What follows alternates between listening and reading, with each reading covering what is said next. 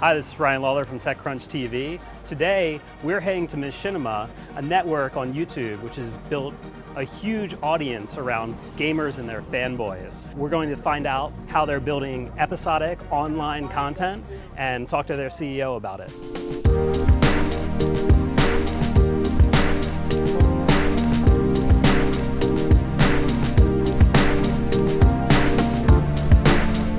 While it did start out Machinima as an art form, which is basically creating movies out of video game engines, now Machinima is all kinds of content with a certain sensibility. And I'd say the sensibility is polarizing. You either love it or you hate it, but you won't feel nothing about it.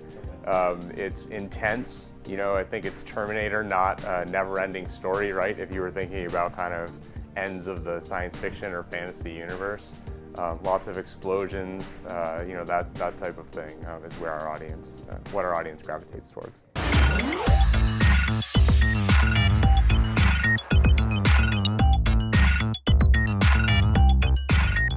So we are focused really on being a global consumer entertainment brand. So in the emerging sort of video space, especially on YouTube, there are a number of different players, a number of different business models emerging, some focused on being sort of behind the scenes, some focused on aggregating channels, some focused on providing deep, rich analytics on what's happening in the YouTube ecosystem.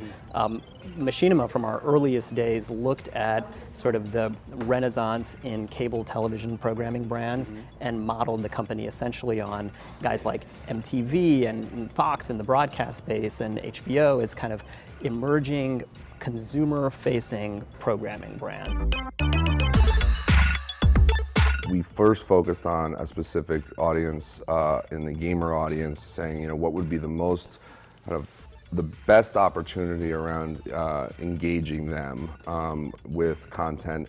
And as you said, a lot of it was user-generated content, but we realized very quickly that in order to be consistent and be able to deliver all the content we thought that they wanted, a lot of it had to be produced in-house by us or with partners. So what UGC became was we would look out and say, who are the best directors or best creators, and give them more budget to kind of say to themselves, oh, I can have a career in this business and be an animator or be a live action director and quit my job wherever I am, right, and make this a career, and Machinima will help fund that. Why is gaming so important, or why is that type of audience, why did you settle on that?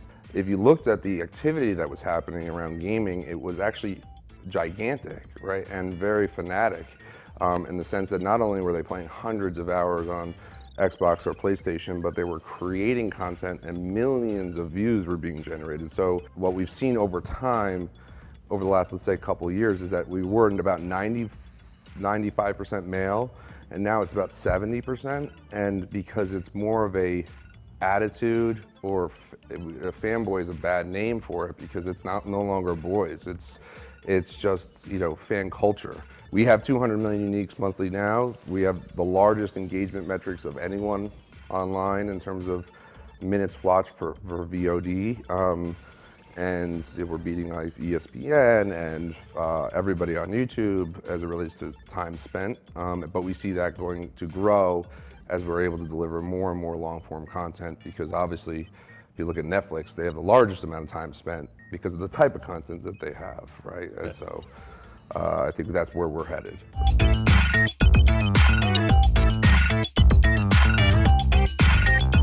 Machinima definitely has a brand. Right. If you see somebody on the street with a Machinima t-shirt, it means something. And I won't mention another MCN, but let's say if you saw somebody with an NBC t-shirt, right? Someone's not going to be like, oh, that peacock shirt is rad, man. Where did you get that? But if they see a Machinima t-shirt, that it means something. So I think a lot of our creators want to join Machinima because they want to be part of that club, right? This MCN means something. We have a very specific focus, a very specific audience that we care about, and people want to associate with that. How many channels do you have as part of your network now, and how do you sort of find those creators and bring them into the network? I'd say we have about, I think we're in the 7,500 range of channels around the world, and I would say one of the potential differences between us and others is that we are focused on both people in front of the camera, but also people behind the camera, filmmakers, animators, writers, directors that want to actually create new types of content. We've actually invested in 6 big episodic series, including Mortal Kombat and Halo and Battlestar Galactica and Receiver, Bite Me, these kind of shows. And this is an area that we think is really important for us, this kind of playing into this kind of episodic series kind of narrative for fanboys. Is there more that you do on other platforms, on mobile or tablets or? Well, we recently launched an Xbox application, and we got like 1 million installs in 20 days. And we were told that it was like the fastest install in the last year or so. There are really kind of 2 revolutions going on in the digital video space, right? There's what's happening on YouTube, which is all of these these kind of new networks are being born, part of it from a pseudo user-generated perspective that migrates to more professional. And then there's this kind of binged high-end consumer consumption that Netflix and Hulu and SVOD services on cable like HBO and all that stuff is leading. And we think that there is a connection between those worlds, right? And so how that exactly evolves, whether that evolves on YouTube, whether it evolves partially on YouTube or other platforms, I think there are some really interesting examples to be seen there. I think Hulu, for example, with their AVOD and SVOD model, I think that's an interesting business model that replicates the dual revenue stream of cable networks. So you've got an advertising revenue stream and a subscription revenue stream. And I think what we're going to start to see are these, what I call global over-the-top super brands, right? That start to really have the attributes of premium programming as well as the attributes of YouTube. I think people think of these as 2 distinct worlds. I think people are going to start bringing together, because you just can't, I know there's been a lot of chatter about get off YouTube or whatever, or get off the farm.